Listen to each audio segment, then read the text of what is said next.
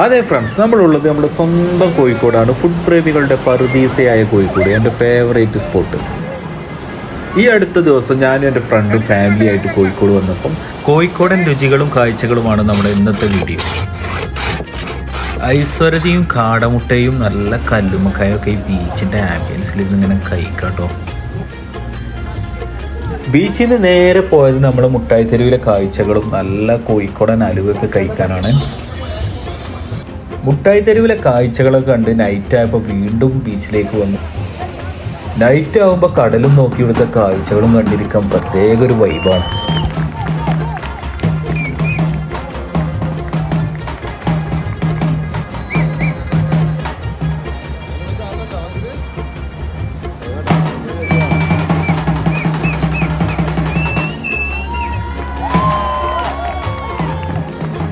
ബീച്ചിലൂടെ ഉള്ള നടത്തൊക്കെ കഴിഞ്ഞ് നല്ല വിശപ്പ് വന്നപ്പോൾ നമ്മൾ നേരെ വിട്ട് റഹമത്തിലെ ബിരിയാണി അടിക്കാൻ.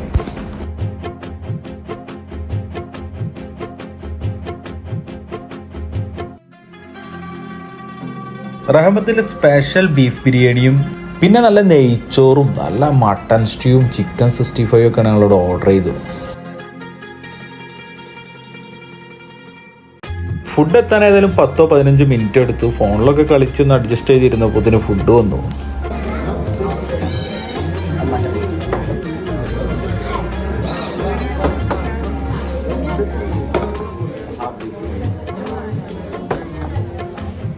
നല്ല ബീഫ് ബിരിയാണിയും നല്ല മട്ടൺ സ്റ്റ്യൂവും നെയ്ച്ചോറൊക്കെ കൂട്ടി കഴിക്കണം എൻ്റെ മോനെ.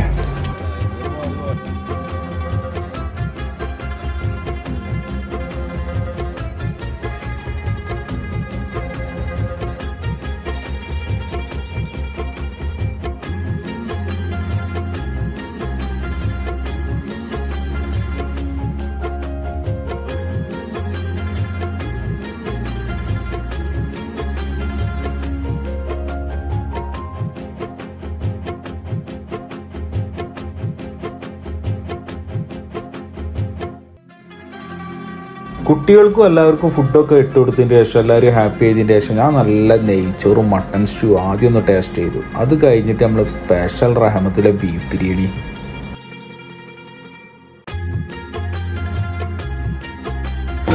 ഒരു രക്ഷയില്ല, കിട്ടില്ല ടേസ്റ്റ്. ആയി ഫുഡ് ഏകദേശം തീരാനായപ്പോഴാണ് ഈ 65 വന്നത്.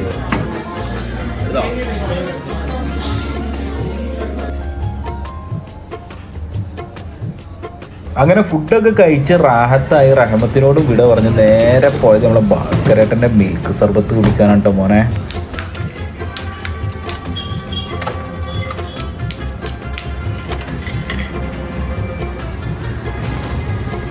റഹമത്തിലെ പാരകളിലെ ഒരു ബിരിയാണി കഴിച്ച് കഴിഞ്ഞാൽ നിർബന്ധമായിട്ട് കുടിക്കേണ്ട ഒരു സാധനമാണ് ഭാസ്കരേട്ടൻ്റെ മിൽക്ക് സർബത്ത്. മസ്റ്റ് ട്രൈ ആണ്.